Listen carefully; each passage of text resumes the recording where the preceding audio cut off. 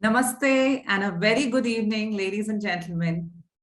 It gives me great pleasure in extending a warm welcome to Ms. Sindhura Indukuri and Ms. Aishwarya Kura, our Managing Directors of the Shri Ram Hyderabad Schools. Dr. Jyoti Reddy, Director of Education, the Shri Ram Hyderabad Schools, and the Founder Principal of the Shri Ram Universal School. Ms. Nisha Chandar, Vice President Operations, the Shri Ram Hyderabad Schools. Ms. Sunita Gujula, Deputy Head of the Shri Ram Academy. Members from the Shri Educare Limited, educators from India and abroad who have joined us through Zoom and Facebook. And last but not the least, staff and parents from the Shri Ram Universal School and the Shri Ram Academy family. A warm welcome to all of you once again. At the Shri Ram Academy, we strongly believe that growth and nurturance occur when there is an amalgamation of robust pedagogical approach. We consider that this comprehensive learning approach will propel our young children as empowered learners and make a difference in self and others.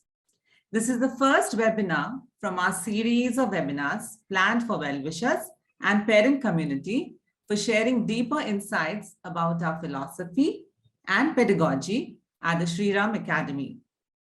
We appreciate you being here, making this evening not only wonderful, but also an evening full of learning.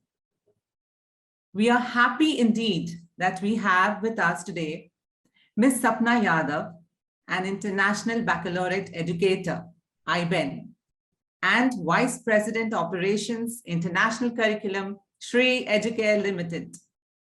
It is both noteworthy and inspiring that Ms. Sapna has been associated with the IB program since 2002. Wow, that's 19 years. IB consultant for taking schools through the authorization process, team leader for school authorization and review, IB examiner for biology, extended essay, and theory of knowledge, TOK. She is also an IB workshop leader for coordinators, administrators. In the year 2015, she was elected to the committee appointed by the IB Asia Pacific Office for research on curriculum mapping between national and IB curricula for the subjects science and math. Ms. Sapna is an accredited Cambridge program leader for the Cambridge International Certificate in the Educational Leadership. From being associated with the International Baccalaureate to being an IBEN and having been an integral part of the Shri Ram schools for close to 2 decades, Ms. Sapna Yadav is all set to mentor and build one of the strongest teams to deliver the highest standards in the international curriculum. Now, I invite Ms. Sapna Yadav to share her insights on young children as powerful learners, a gardener's approach to growth and nurturance. Over to you, Sapna ma'am.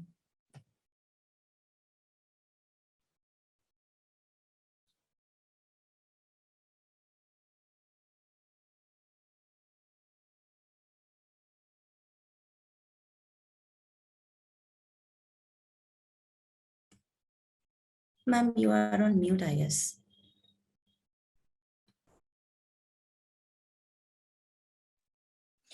You're on mute, ma'am. I understood that. I was just trying to figure out the controls with so many files open on my screen. For a second, I was just absolutely frozen in time. So namaste, everyone, and a very warm welcome from a chilly Gurgaon from here. I just hope that you have a fabulous time. We will be spending a few minutes together and our endeavor is to explain the concept of the school and how the school intends to support teaching and learning activities in the school.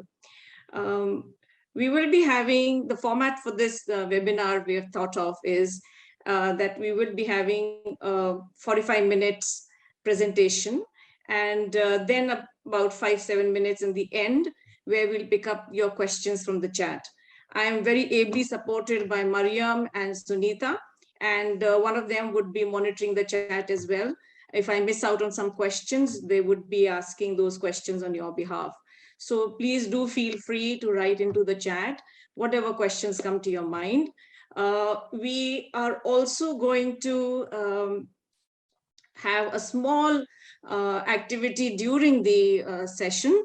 So this is a good time to grab a paper and a pen. Not that it's going to take you too much of time to actually spend writing, but it may just come handy. So if you don't have a pen or a paper nearby, probably this is the time to go get one.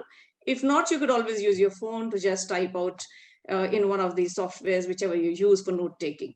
So that could be done as well. The questions that we will be asking during the session, they're very simple. It's just a quick mental gym activity and keep us all alert, because I truly believe that I don't want it to be a death by presentation experience for anyone.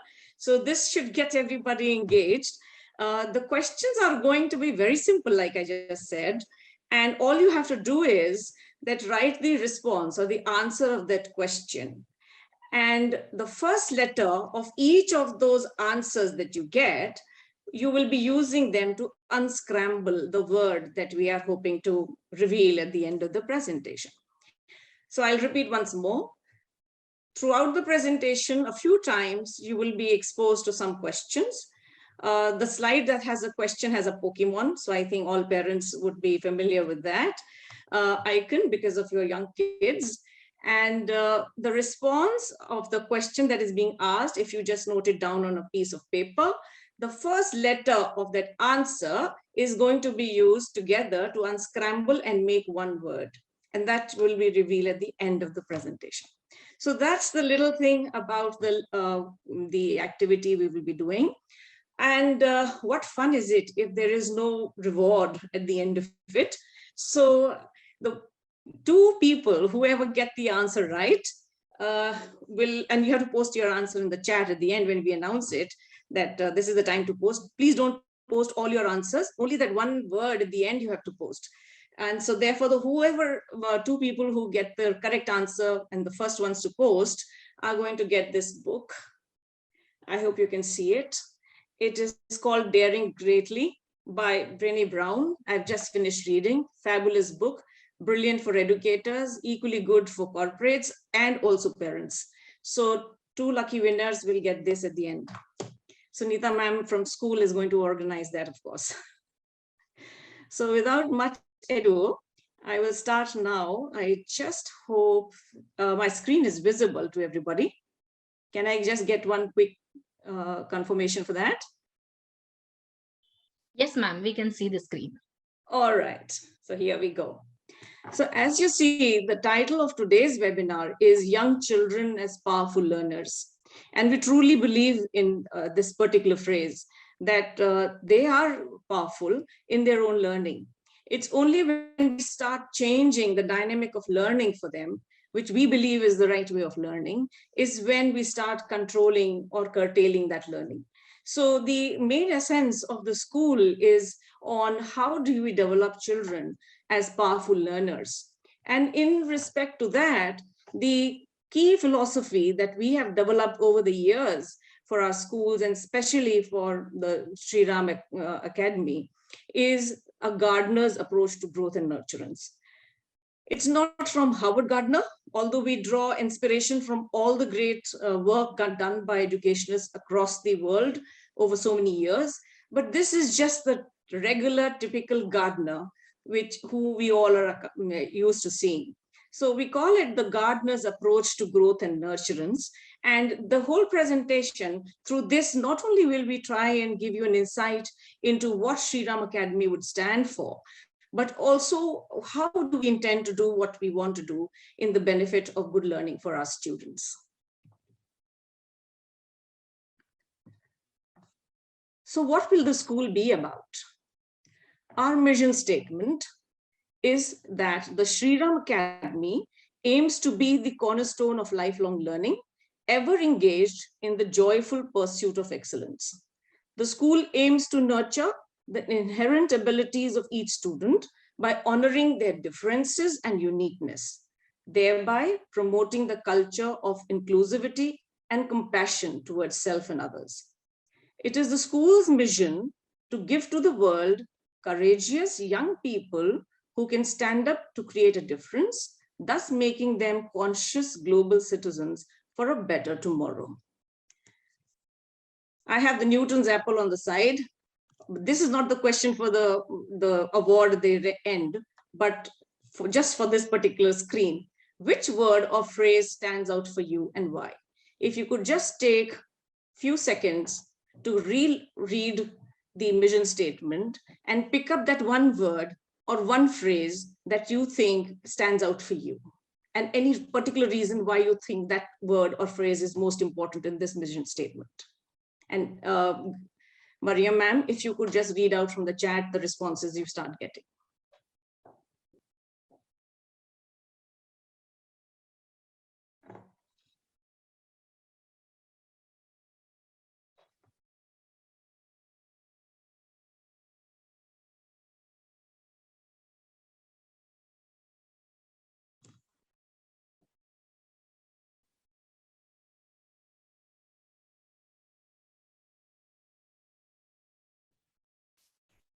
Ma'am, pursuit of excellence. Uniqueness because it is very unique. And compassion. Honoring the differences and uniqueness. Compassion, joyful pursuit of the world. Of excellence, courageous young people who would make a difference in the world. Close to nature. Fabulous. Thank you. Thank you for those responses. And Conscious we also, citizens, yeah. yeah, thank you. So here we have just identified few of the very key words or phrases that some of you would have already picked up. And one of those words here for us is, of course, joyful pursuit of excellence. It also happens to be one of our core values. And we'll come to that core value in a little bit. But let's start with the game. The first one, the most easy question is, tug of war cannot be played without a dash. Just as a hint, one single letter also of the four-letter word has been given. Tug of war cannot be played without a dash. So write down your answer and circle the first letter because that is the one you are going to use for unscrambling. Our core values, like I just mentioned, one of them is joyful pursuit of excellence. And all of these core values that we have, integrity, pride in one's heritage, courage, joyful pursuit of excellence, and sensitivity, are very well thought out. And there's been a lot of deliberation into what we would like to put down as our core values. TSUS and TSRA share a number of core values, actually all 4 of these out of 5 core values. The one additional core value that we have put also for TSRA is courage. And we truly believe that the courage to dream differently and to stand by that dream is with conviction and to do all it takes to transmute into reality is something that we want all our children to embrace. So therefore, we've added this core value here. Also because the kind of curriculum or the type of curriculum we intend to offer in the school will require children to think differently and feel vulnerable, be open to vulnerability and express themselves absolutely confidently. And so therefore we thought that courage would be one of the core values which would require to be put in the forefront. We also have added joyful pursuit, or joyful as a word to pursuit of excellence. And this is also with a very specific purpose. And that is that pursuit of excellence for each child would be different. So we don't want to make it appear that there is only one measurement for excellence. We don't want to say that excellence in one particular field, but excellence in whatever the child wishes to do. So whatever task they undertake, they should do that with full happiness. They should have wonder and joy in achieving that particular task. So therefore, joyful pursuit of excellence, again, is something very specific and very special to us. Very quickly, the second question. There are some questions which will come a little fast, and then of course we will have a spread out of some time when we will be just talking about the school. So the second question is, which may require you to jog your memory a little bit. When this number is added to 13, you get a pair of identical digits whose sum is 4. What is this number?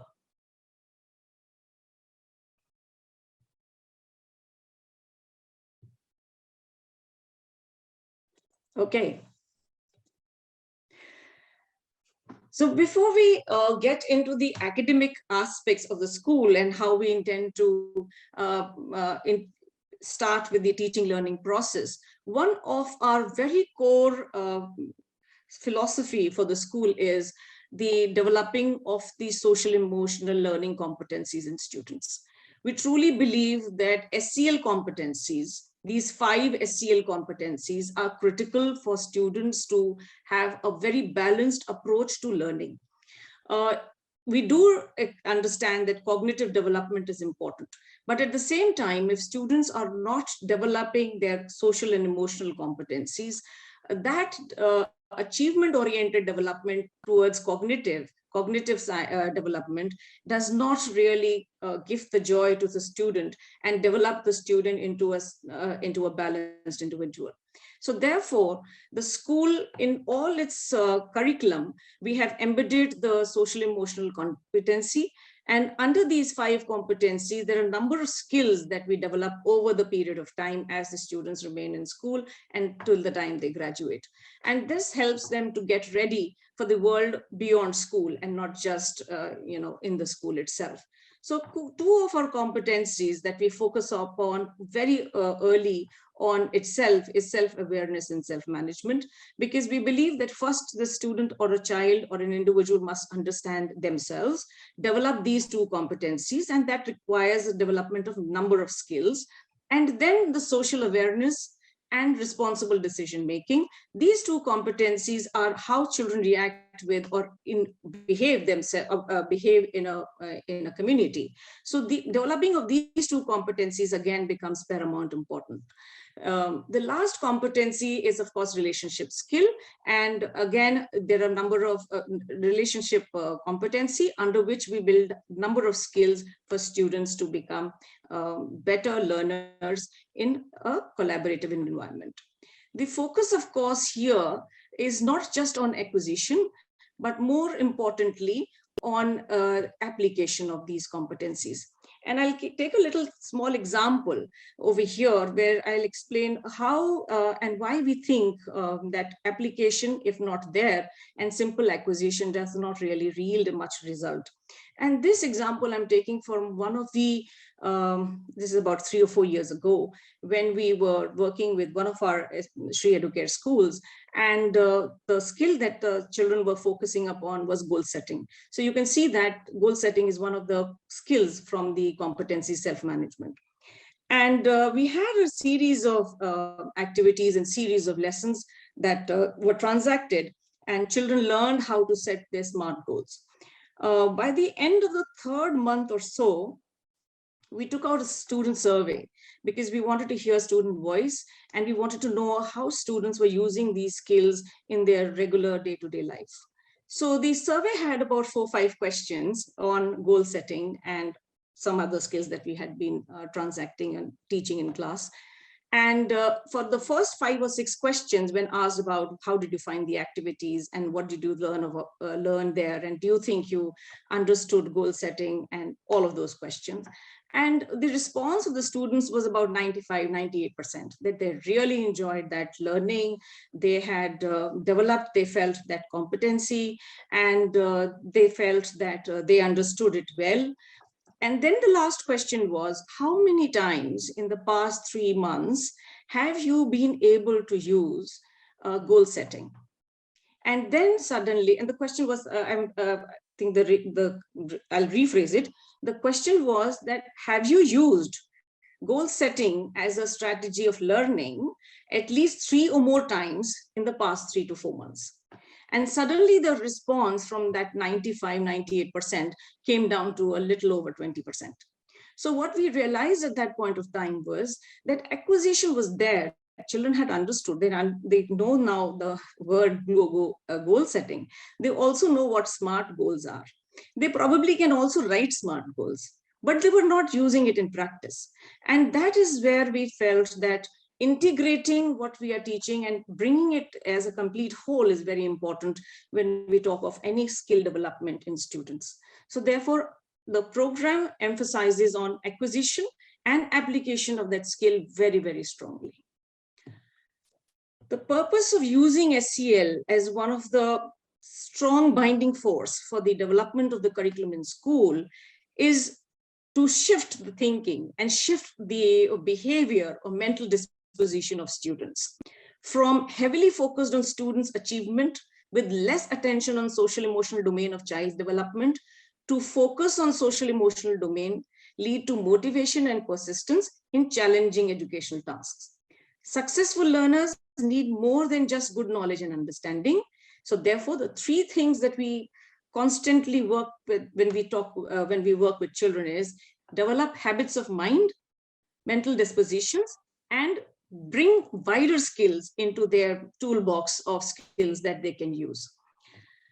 Of course, know what is very important, but know how at least as important as know what. Time for the third question. In the mirror, you see your dash. There's a little hint also given. In the mirror, you see your dash.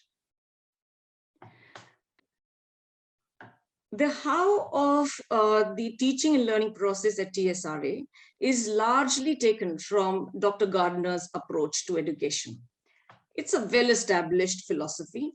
Most schools understand and practice it in varying levels of competency, perhaps. But yes, this is a well-known established philosophy for educationists. Interestingly, the IBPYP also has all these 5 elements are very strongly entrenched in the curriculum.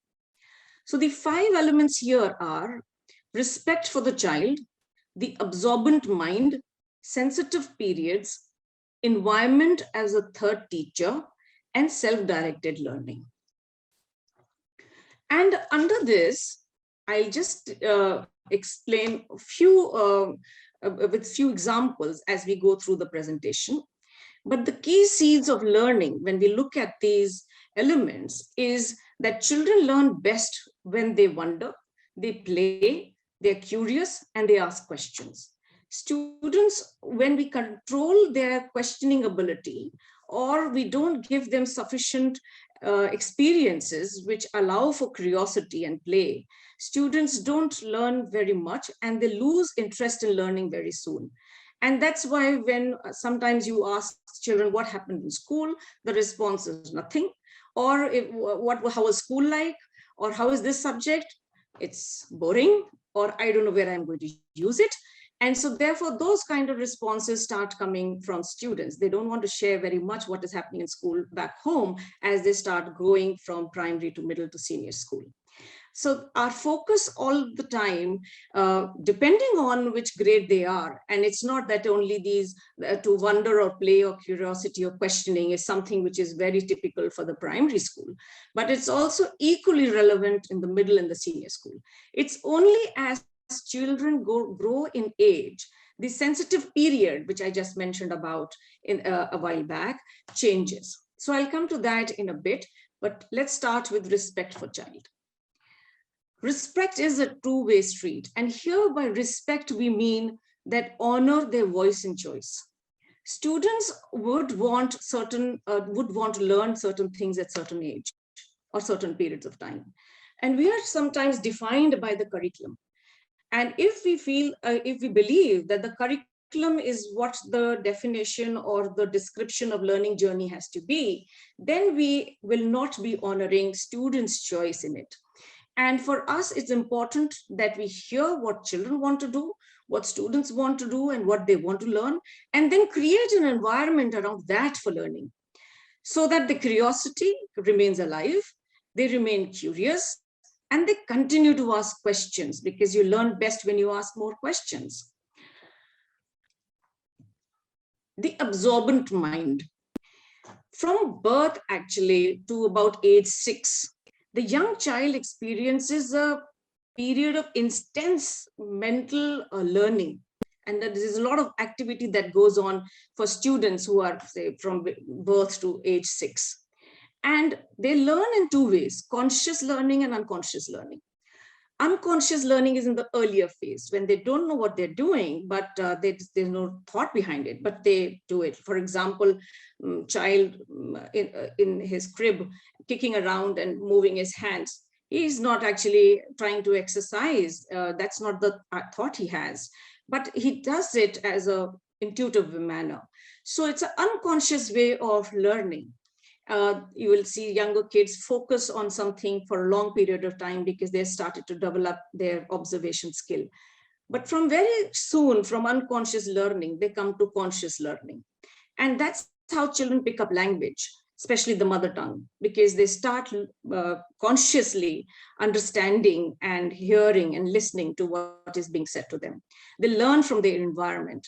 And the home and the school environment, therefore, is very critical when students are at that particular age.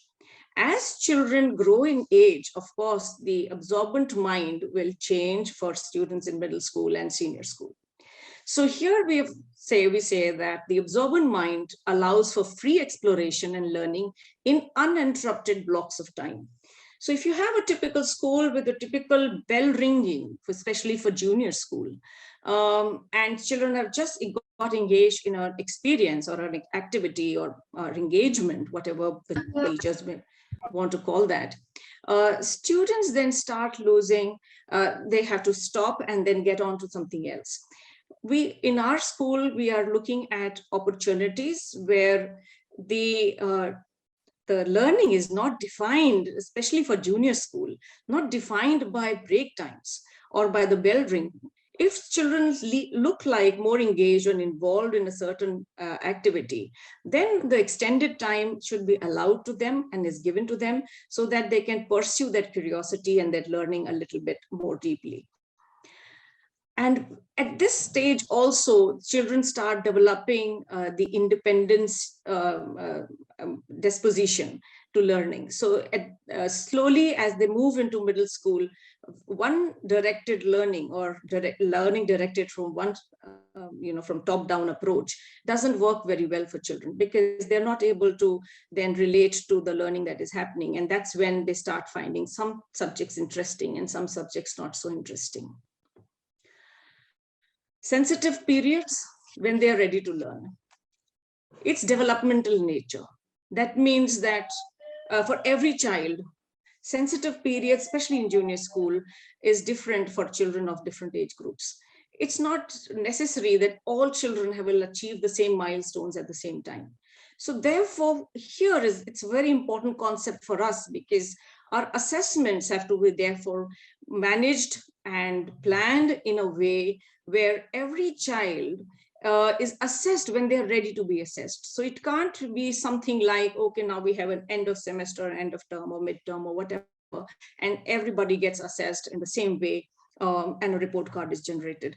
So of course, there will be some reporting, some recording of student achievement and reporting of student achievement, but it has to be in a way that will showcase this child's learning.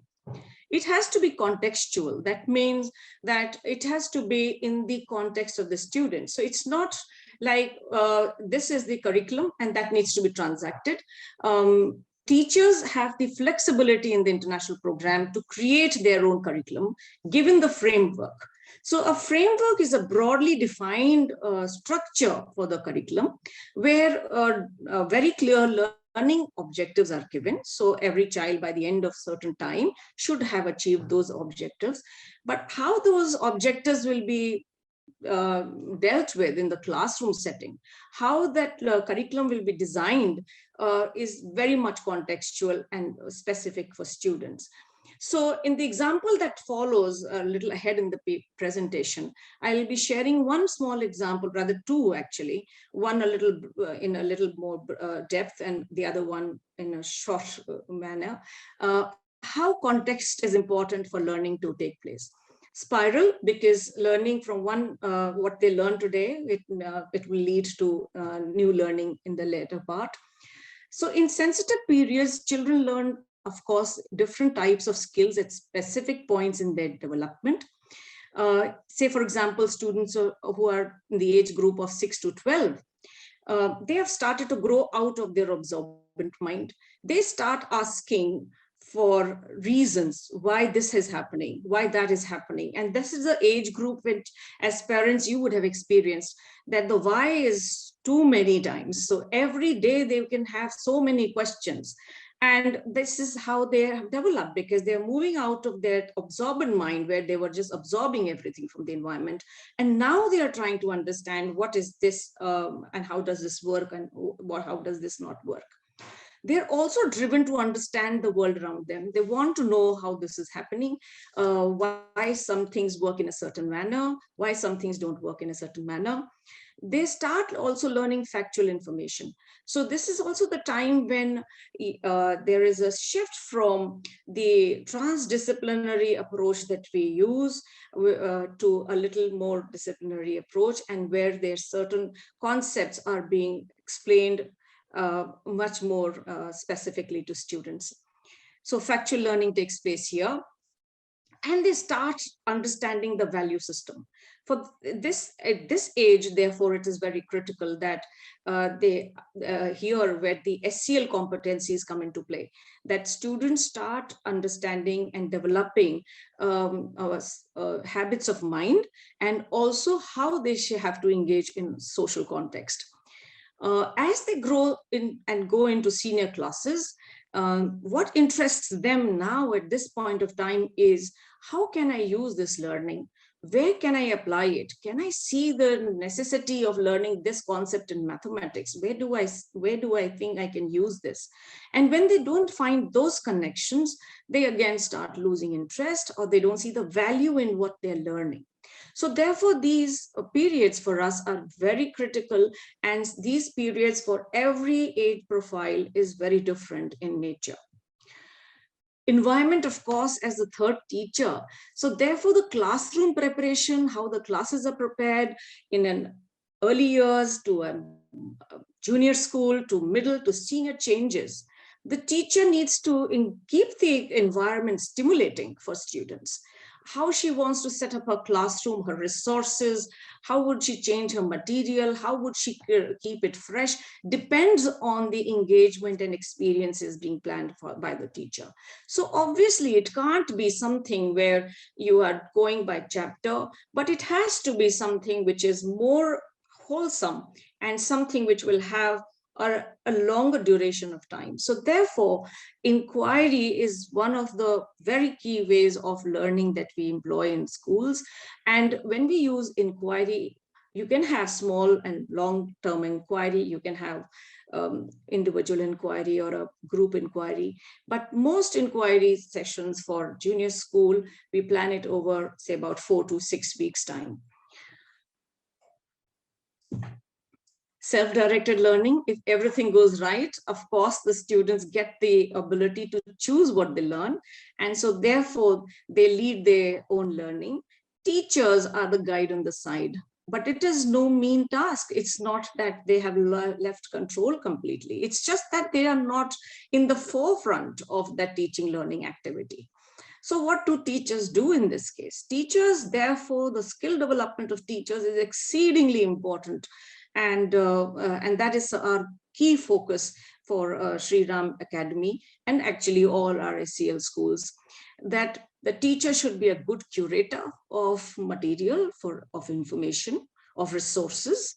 She needs to design the learning experience in a way that is not just unidirectional or is just not linear in approach, but is dependent on previous learning and integrates other subjects together. So there is a lot of collaborative planning that has to go in if an inquiry learning has to be successful. And most importantly, and most specifically for junior school, active observer. Now, that is one competency and skill that teachers need to develop, especially in junior school. And that's where our main focus always is. How do you pick up learning instances for children? When is a good time to record observation? You can't really you may have a plan, of course, that yes, I'm doing this engagement and I wish to observe learning of students, and these are going to be my parameters, and this is what I'm hoping to learn. But you do see something different, and you see a child showcasing learning in a different manner, or a child showing learning which he did not show that level of understanding previously. That needs to be documented and put down as recorded evidence of learning. So a keen observer, if a teacher is a keen observer, she can create, and she is able to create the curriculum in a way that that continues to promote personalized learning for students. So therefore, learning the constructivist way, and here we have used the symbol of a Karen, and it is a practice of patience and a physical effort of creating balance. And that's what the teachers at TSRA are being trained for. So for us, if I just read the acronym, C is constructed, A is active learning, I is inquiry-based, R is reflective, and N finding new meaning. I'll stop here for a few seconds, and Mariam ma'am, if there are any questions that you, or Sunita ma'am, any questions that you think I need to pick up here?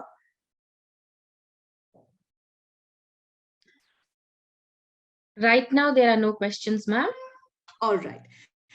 So then there is a question from me for you. Dash as the third teacher. I think we just spoke about that. So the question is dash as the third teacher.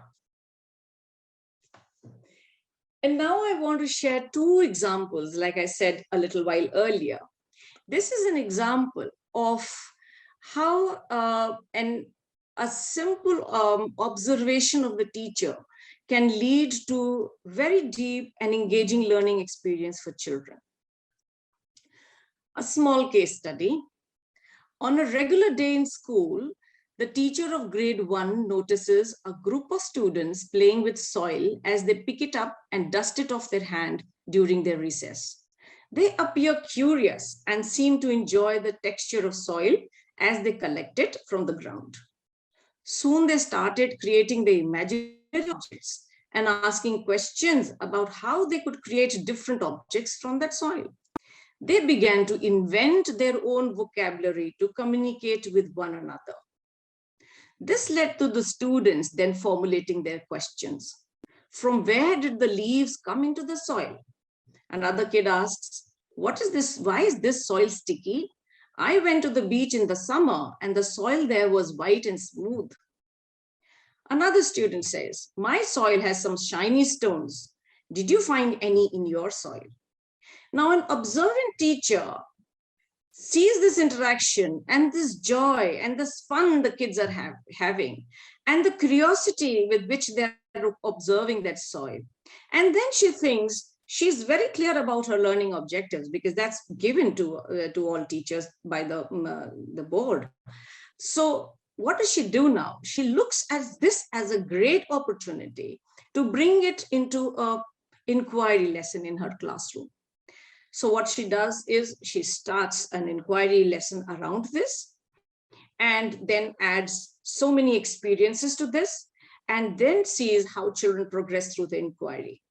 But very quickly, if I can ask you, and please write in the chat box, and this is not the question for the prize at the end. This is not for that.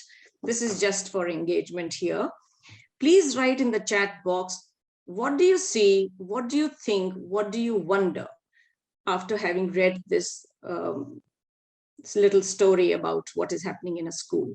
And just as a ready reckoner for you, on the right side is listed the 5 elements: respect for the child, the absorbent mind, sensitive periods, environment as a third teacher, self-directed learning. What do you see happening here?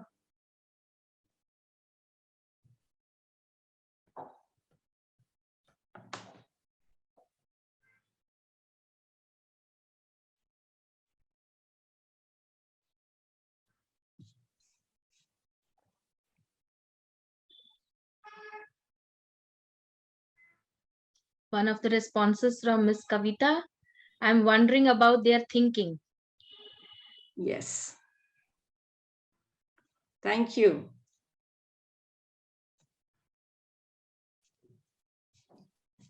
Well, I'm waiting for one or two more responses. Interactive learning, says one parent, Sujata Sharma. I see them actively learning something new. Yes. Curious mind. Yes. Now, had the teacher not observed or not been observant about it, she would have lost this opportunity where she can bring this excitement into her classroom. So what happens next is she starts with an experience in class. What she does then is she gives them different sieves with different hole sizes, and children go out and collect their soil from the playground where they were, and they start now sieving, using the sieve to shift the soil. And what they're now trying to do is identify the particle size. So they start looking at the soil that they have with them, and they realize that very soon they have about 4 or 5 molds or mountains of soil which have different sized granules. Now for them, that is a curious experience because they realize one thing, that soil can have different texture, they are having different sizes. As she continues to engage children in this activity, some students now want to see and measure the size of soil particle. So the soil grain, how do they measure? So they start thinking. The teacher is there to provide them with material and instigate that thinking. But the thinking has to come from children. And then she asks them, okay, should I give you some apparatus to see whether you what size the soil particle possibly is, and would you like to see it in a more magnified manner? So what she does for them is give them magnifying glasses, and now students start seeing the size of the soil particles, and they start drawing that, they start recording. For younger kids, the teacher can give a chart and they start drawing and coloring what they are seeing through that magnifying glass. For senior school, little senior school children, you don't give the chart, and children start creating their own data tables for recording and collaboratively collecting their data for analysis. So a simple activity as soil, it can have multiple ways how children can engage with it as they keep increasing or growing in age as they move to senior classes. And I'll also give you an example of what children do in, say, grade 11 and 12. So once they do this, the teacher then says, okay, now let's look at how do you measure the size of soil? So you can see it with your magnifying glass, but can we measure it somehow? And then again, students start wondering, how would they be able to measure size of the soil grain or soil particles? And then the teacher shows them a graph, and a simple graph, and then she explains them the size of a cell, 1 mm.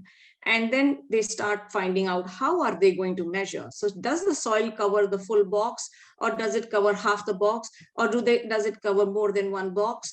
So they're not really knowing about measurement in terms of size, but they can see that the soil grain particle can cover 1 box or 2 box, or a majority of them, or the sample with me could only cover less than half a box. So they start again recording data about the soil particles. Now the teacher plans a trip to another location. And again, the students engage with soil. There's a third engagement planned where the teacher dissolves the soil in water, and then they put it into measuring cylinders. And now students can see how solid particles start settling down, and clearer soil starts coming above the water becomes clear on top. So the same activity, which is soil, can be done by students across the spectrum of the school. My students in senior school, they would possibly they would use soil and then start doing investigation on finding organic content of soil. They may want to see turbidity of the water and use how the soil is disturbing the turbidity of water. or they may want to see the water content of soil.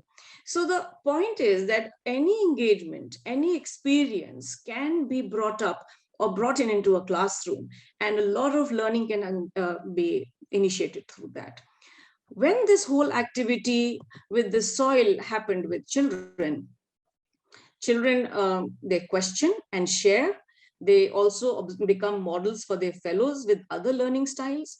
This inspires more inquiry, cooperative and collaborative learning, thereby promoting long-term memory formation. And one other very important thing happens when we have conversations like this in class, that children who are hesitant in answering or speaking up start feeling more confident voicing their opinion, because the teacher models the inquiry for children. So what she does is she shows reflective practice. So if the students had initially questions about why my soil is shiny, why do I have leaves in my soil and you don't have it, she keeps revising those questions with children and asking if they found answers to that. And then the students start modifying their questions further to get into a deeper inquiry. This allows everybody to have a conversation with each other. Most times, what do we observe in classrooms? And I think all of us have gone through that even in our childhood when we were in school. When a teacher asks a question, we give a response and we keep looking and checking for teacher's expression. Because we are more concerned about how her reaction to my answer will be.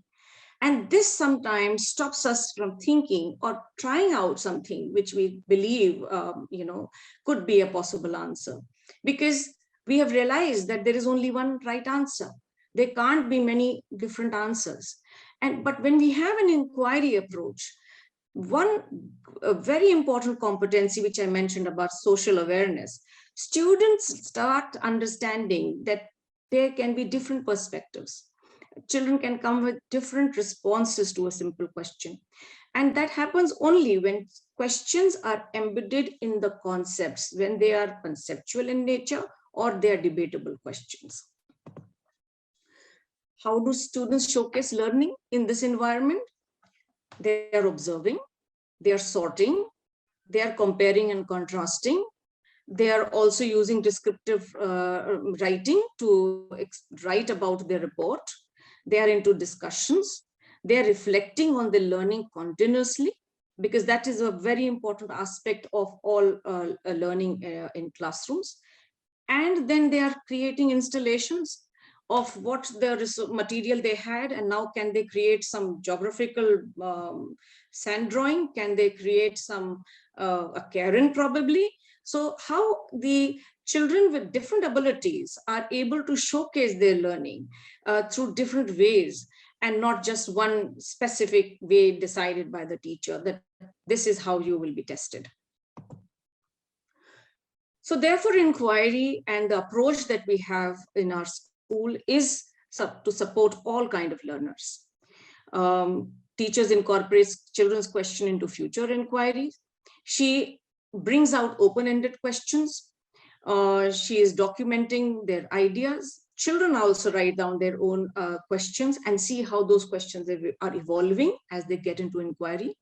Teacher, like I just mentioned, models reflection by repeating the questions to the students again after a few days, that this was the question, where have we reached? So children start reflecting themselves on their work, and they understand much better when questions are open-ended. So what kind of questions, when we say open-ended questions, what kind of questions can learners ask? This is just a couple of examples here. A question can be about feelings, and it can be a simple question such as, how do people feel about asylum seekers being detained for long periods? Questions can be about improvements. Can we reduce traffic congestion in our roads? Question can be about systems. How does a voting system work? So questions, when they're open-ended, allow for deeper learning, deeper inquiry, and better conversations. So therefore, from sharply weighed towards cognitive domain of growth to reinforcing skills in all three domains, physical, emotional, and cognitive. So it's not just cognitive, but very important that we also reinforce skills in physical and emotional domains. And so therefore, what we say in school is it's the head, the heart, and the hand, that all three have to be used for learning. And it's not just the head that children should be focusing on, just the cognitive domain. Asking questions, like I've said, I won't go over it again, is the most crucial part of learning and growing, because inquiry is intrinsic. It's the way we learn from years. It's not a new concept. It's not now. Child learns gets into an inquiry approach right from very early in their life. So why do we stop that somewhere? That's the thing we need to keep in mind, that we should continue to nourish children and encourage them to be inquirers. I think one of the last ones now. We won't bother you with very many more questions. India became dash on 15th August 1947. I think the easiest one on the lot. India became dash on 15th August 1947. Another real life example. And this is, I'm mentioning, this example is from, say, somewhere around, if I get the year right, this is around 2006 or so. This was grade 5 students eager to start their middle school. They have celebrated their graduation and have attended their first orientation to middle school with their parents. The student feedback and questions post the observation reveal that they are excited to start with grade 6. However, they are curious to know how they will be taught distinct subjects, because now they're looking at different subjects. They didn't experience that in the PYP. Parents wondered how the transition will be managed by the school from a transdisciplinary approach to an interdisciplinary approach, because these are big words that we, as educationists, it comes easily to us, but when we use it with parents, it can be sometimes a little bit confusing. So now they're wondering, how is this going to happen? So what we did here was that we, as a part of their orientation to the middle school, we started an interesting project for them. And the project was only titled ANTS, A-N-T-S, ANTS, that's it. And we split them into groups. We allowed them to choose their groups. We gave them that flexibility. They set their own essential agreements for the group. They decided how they are going to record each other's progress. They started thinking about how they would be feedbacking to each other. They also started putting their roles and responsibilities in their group, and how the review of the work of the group will be done. So all of this preparation took us, say, about 4 hours in the beginning, 3 to 4 hours. And then the students had formulated their individual research questions. Each group had its own question. So very soon they started understanding, okay, so the title of the project is ANTS. So everybody brainstormed in their groups, and they decided what interested them about ants, what would they want to find out about them, and they came out with their research questions. This is a time when the teachers sit down and formally revise and refine the questions so that it is a manageable inquiry and something which students can take forward and complete in the stipulated time of about 5 weeks that was given for this inquiry.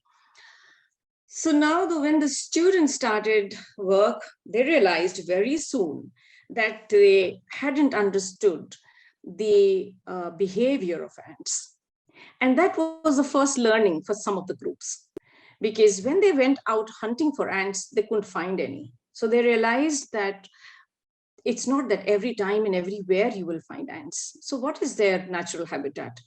How, when do they forage for food?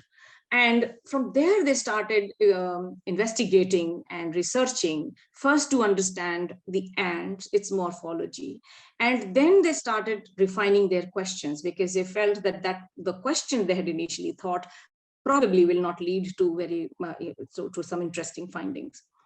Later, as they started progressing, one of the groups came up and said, we are having a big problem. How do we contain ants? And the only safety measure that was given to students was that no ant should be harmed. You don't kill ants, you don't harm them. And they will be released in their natural habitat the moment you finish your investigation. So one group came up to me and asked, how do we control these ants? Because they seem to be just moving everywhere. And we are unable to take any readings because we can't control them in any location or in any space. So, so my suggestion was, why don't you try and reduce the space size for them and then think a little bit more, how would you want to control that? And you won't imagine, you can't believe, I mean, it was amazing for me. After 1.5 days or 2 days, the group comes back to me and say, we figured this out. So what did they do is, the center circle in the screen you can see.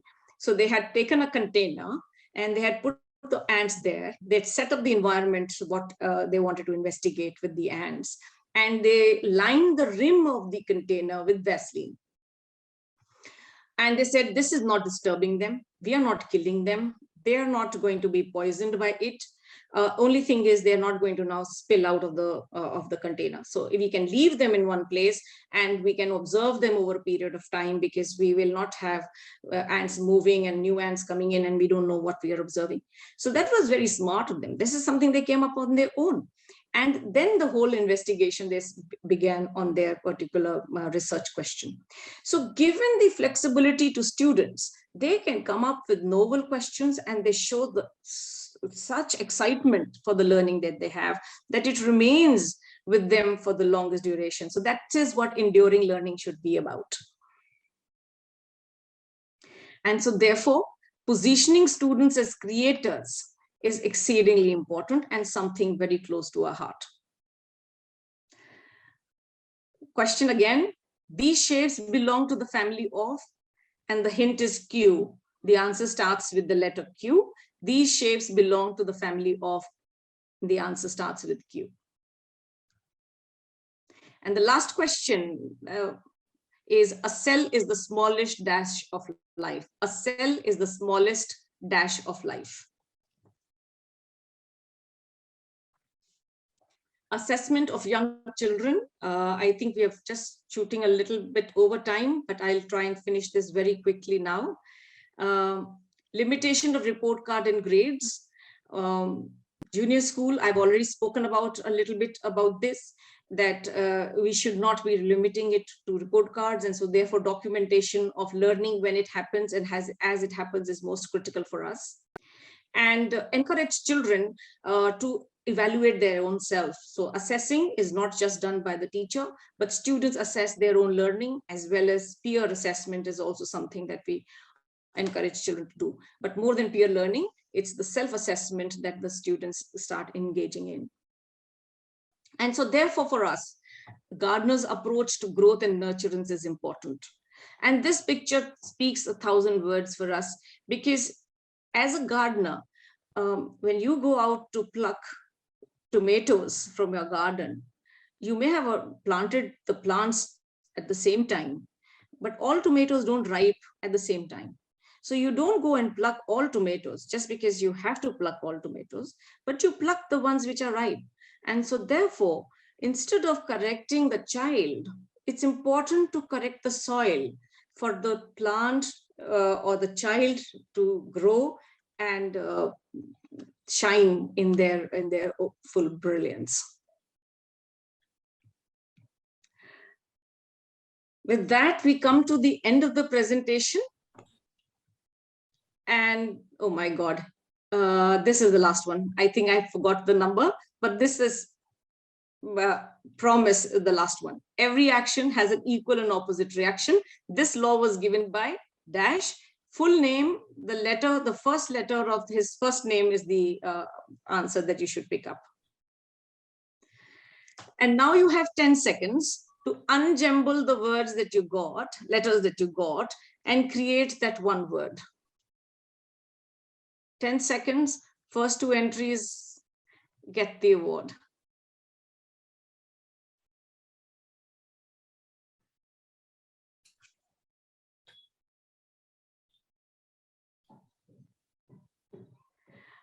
Isaac Newton was right. You have to pick up I from that and then unjumble that word.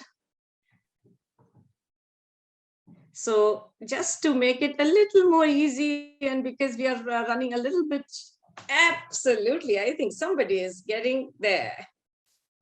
Somebody, I think, is getting there. So the word is inquirer, and congratulations to whoever could get that. And I hope you remember the word inquirer, because that is what we want our young kids to be.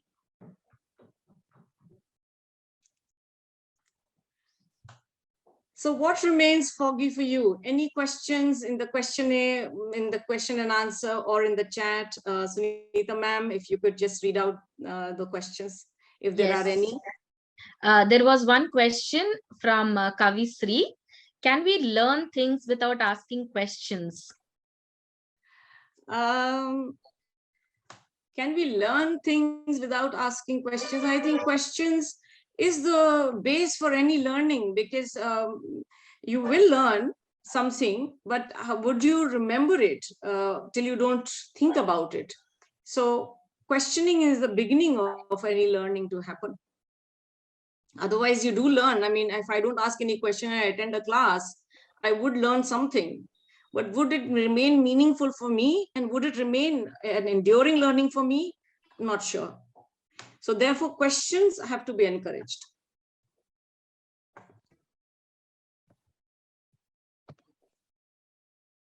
Any other question, if anybody has? Just one quick announcement to parents. We will be opening office hours for parents in case you wish to have a one-on-one conversation with Jyoti ma'am, Sunita ma'am, and with me. We three of us have, I think the information will come to you from the school, or clear message will come, but we have set out some days in the week and where we would be available. So if you block your time with us, we would be very happy to engage with you, speak with you, get to know you, and understand what you are looking for your child. Thank you, Nirupama ma'am. I don't think I could have said it even any better. It ignites the fire in the belly. So Kavita ma'am, yes, you get the book. Happy reading. You, I think, were the only winner. Sapna ma'am, we have had continuous responses on Facebook Live as well. And I'm quite happy to be sharing that. Well. Yes. And Miss Madhvi, our Facebook viewer, wins the book as well. Oh, brilliant. So I think somebody from school, I think Neeti, you will have to organize this along with Sunita ma'am. Yes, ma'am. To collect the coordinates of the two winners and then ship the book to them. Sure thing, ma'am. So thank you, everyone. Thank you for giving us your very valuable 1 hour, 15 minutes. I think we just gone over by 5 or 6 minutes. I look forward to meeting you sometime. Namaste. That was an enthralling webinar. Thank you for taking the time to engage us in a productive learning experience, Sapna ma'am. Your insights into growth and nurturing young children and how it will impact their educational journey was fascinating. Your session explicitly threw light on experimental and experiential learning, enabling students towards their individual discovery. By students, learning is limitless, immutable, and infinite in space, time of their choice. Thank you, Sapna ma'am. Dear audience, I appreciate your attention and time. The feedback form and the link to access the link is given in the chat box. Would appreciate if you could give in your feedback on this webinar. And once again, on behalf of the Shri Ram Academy, I would like to thank each one of you for being here. Hoping to meet you soon in another enthralling webinar. Stay safe. Thank you. Bye-bye. Thank you and namaste. Stay safe. Namaste.